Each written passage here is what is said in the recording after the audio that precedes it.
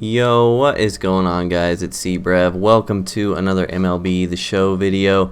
In this one, I'm going to recap the changes in the meta throughout the entire MLB The Show 19 game cycle, and I'm going to provide a retrospective on what I believe were the best and worst times for competitive play throughout this year. I'm also going to talk about an idea for dynamic difficulty adjustments to online play in Diamond Dynasty throughout the game cycle, which I think could improve gameplay greatly throughout the year. So if you could drop a like on the video, subscribe to the channel if you're new, that would be greatly appreciated. It helps immensely with my videos being displayed by the YouTube algorithm. And don't forget to hit that bell so you're notified every time I post a new video. So for the structure of this video, I'm going to break the game cycle down into 4 3-month periods. I think this is the best way to generally estimate how things shifted throughout the year. So let's start with the first 3 months of the game cycle, which I'm going to refer to as the Dark Ages. Not because the game was bad. In fact, the first 3 months of MLB 19 were some of the most fun I've had with any game in my entire life. The reason I'm calling it the Dark Ages is because it was damn near impossible to score runs. So many changes had been implemented into the start of 19 to offset the poor gameplay of MLB 18, and this was actually a great thing. I'm glad they were listening to community feedback, but it sort of created this perfect storm of a game that was so hard to score in. For the first couple months, games played on Legend, which is above 900 rating, were completely miserable. A combination of home runs per 9 being added to online play, hitter cards being generally low overalls compared to pitcher cards, and the availability of 2 free 99 overall starting pitchers by the time players hit silver 40 in levels. This all created the most pitcher-friendly meta I can recall in recent memory. Kershaw vs. Kershaw games were miserable, and when they released 98 overall Madison Bumgarner in the second inning program, it meant that 3/5 of almost every player's rotation was borderline in-game, compared to maybe only having up to 4 in-game hitters in your lineup if you had completed collection rewards and you were silver level at that point. And this was only in late May, early June.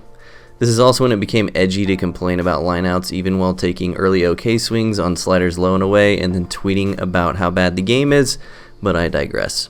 In my personal opinion, these months were great, content was great, and gameplay just needed a little tweaking. The next 3 months after that, I'm going to call the Wishy Washy period. So SES began to realize that gameplay changes needed to be made and began tinkering with patches that affected online play.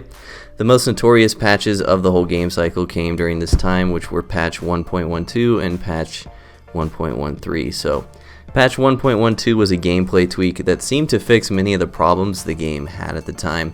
Exit velocities were increased for players with high power ratings, which is an amazing change, and lineouts seemed to dwindle in general.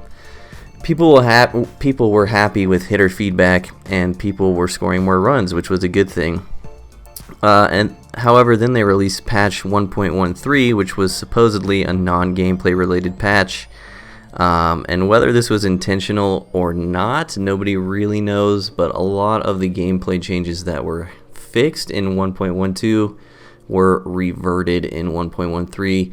Hitting went back to being bad, even though patch 1.13 wasn't supposed to change gameplay in any way. And people were pissed about this. I think this is the period of time where the community sentiment was at its lowest, for sure. Regardless, the power creep of hitters was starting to increase.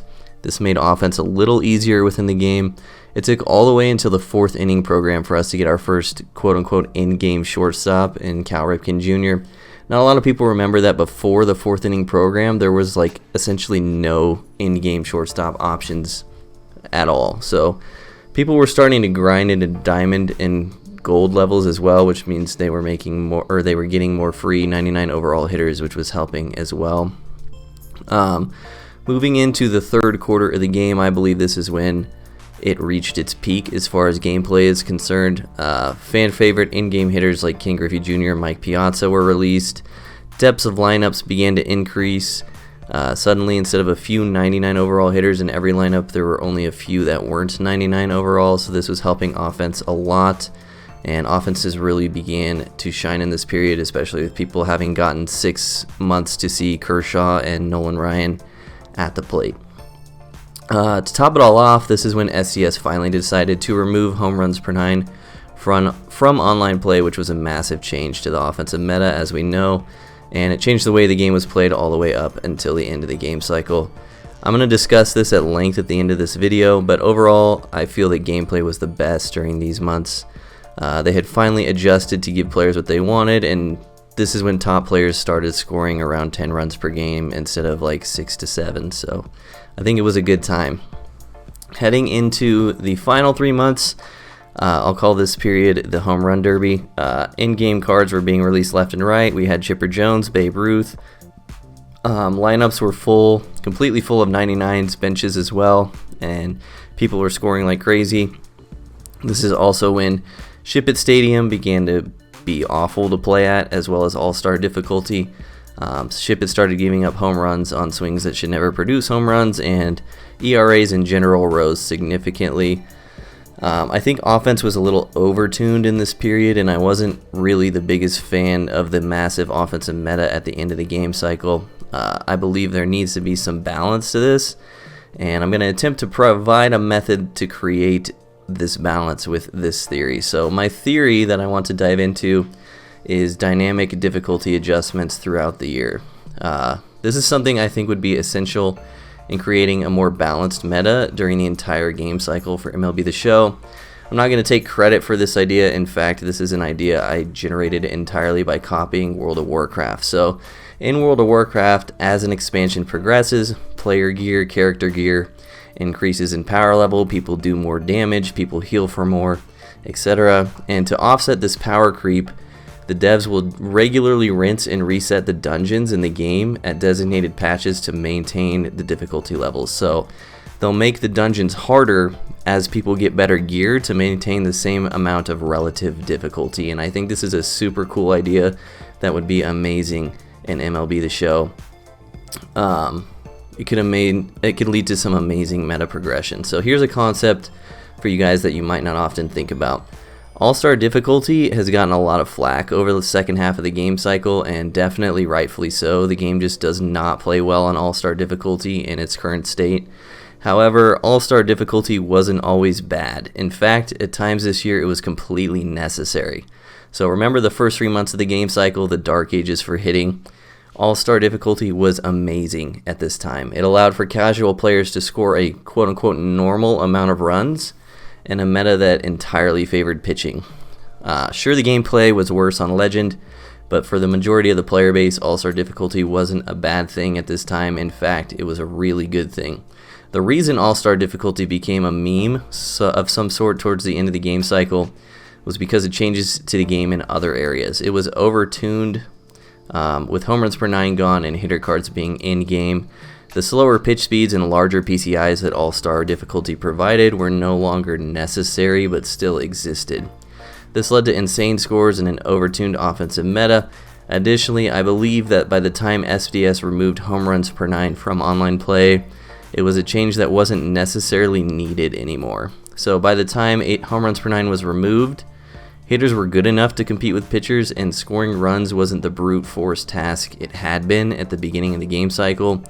The offenses were starting to come around without the removal of home runs per 9. The game was playing a lot more normal at this time. I understand there's a lot of logistic delicacies when it comes to patching out such a big part of the game, but the timing for me just felt off. I think by the time they removed home runs per 9, they didn't need to remove it anymore.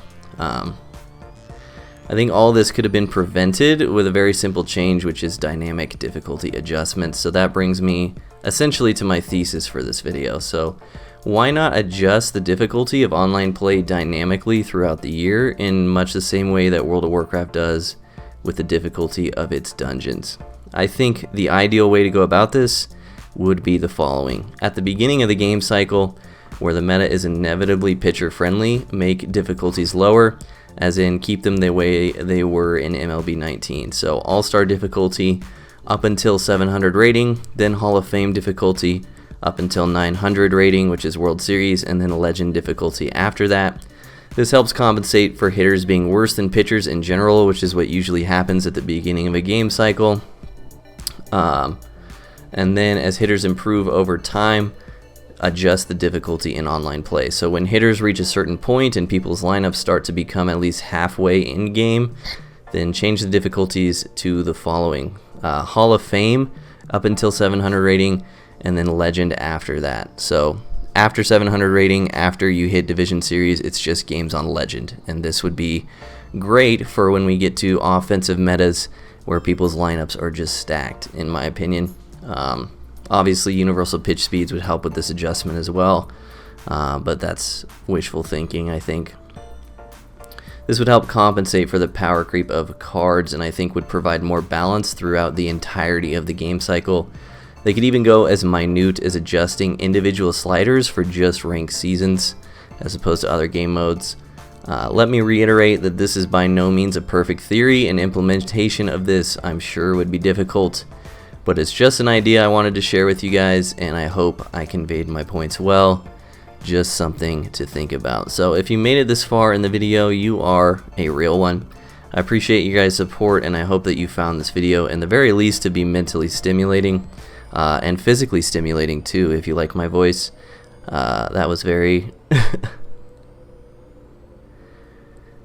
So if you made it this far in the video, you are a real one. I appreciate your guys' support, and I hope that you found this video, in the very least, to be mentally stimulating, hopefully physically stimulating as well. Let me know what you think about dynamic difficulty adjustments down in the comment section below. I love all you guys, and I'll see you in the next one.